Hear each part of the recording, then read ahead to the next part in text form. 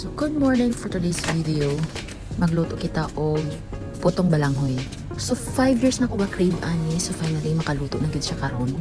Requested by yours truly. So syempre naman nato sa request, di ta makaluto no. So kagabi nagpalit ang mga sangkap. So namin kamanting.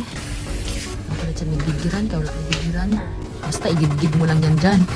Gidgid ka lang ng gidgid. So kaya ka pa naman siya gidgid. Ako na po nagidgid, pinaspasay na ni. So puli-puli lang taani.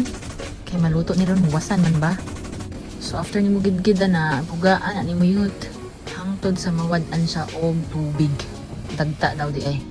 So syempre before siya pugaan, dapat i-make sure na limpyo ang sanina na inyong gamiton. Sa una, magigamit kaysa ako sa harina. Basta limpyo lang yun, mas nindot nga puti inyong gamiton.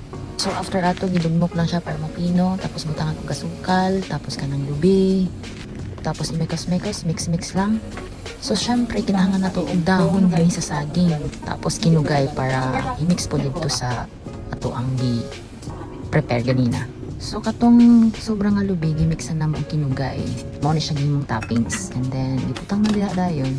Wait until up to 15 to 30 minutes.